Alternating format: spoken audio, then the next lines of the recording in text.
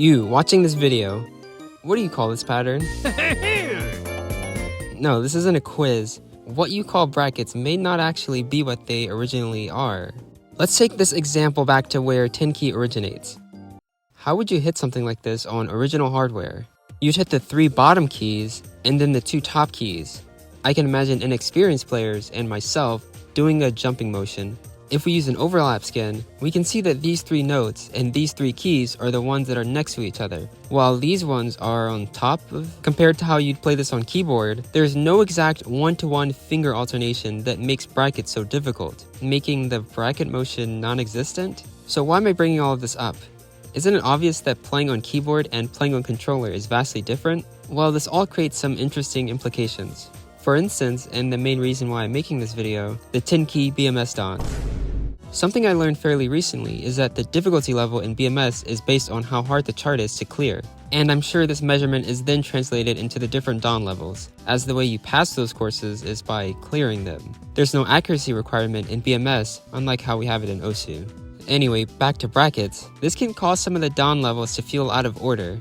Not only do you have to worry about the mismatch between the levels and the star rating, some of these alternating patterns in the lower levels that would be presumably easier on controller can create some issues when approaching these charts with the keyboard. For the sake of the video, we're assuming it's easier.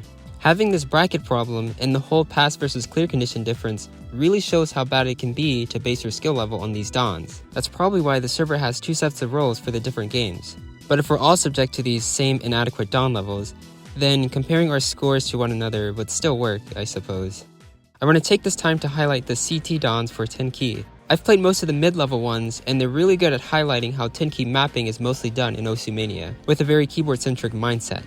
There's lots of levels here, and they all seem to scale the difficulty very well. I like how the last song of each stage really feels like a boss level, and it tests you on all of your abilities up to this point, and gives you a taste of what the next level is like. I also appreciate how they're separated into different genres like this. It does a good job of letting you know where your weak areas might be, and make sure you're well-rounded enough to pass the stage. The BMS Dawns might have some theming like this. I'm not entirely sure, as there's no documentation I can readily view, but I do know that there doesn't seem to be any emphasis on long note finger control, which is a very important aspect of your skills as a whole.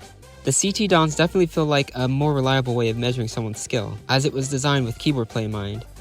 Before I wrap up this video, I want to look at DP brackets. Since none of us have 14 fingers, we're going to have to use some imagination here. If we look at the hard difficulty of Lapis, these are what we normally call brackets in keyboard play. But based on the different colors here, we can tell that they're on a different plane. Now let's scroll back to the beginning, shift these notes over a bit, and this is our bracket equivalent pattern. I feel like this does a good job of capturing the chaotic but neat finger alternation that keyboard brackets have. And it's not as simple as hitting down and up over and over on an overlap based setup. Here's what this would look like on a full wide skin. Anyway, let me know what you guys think about these shorter video topics and me just making stuff up.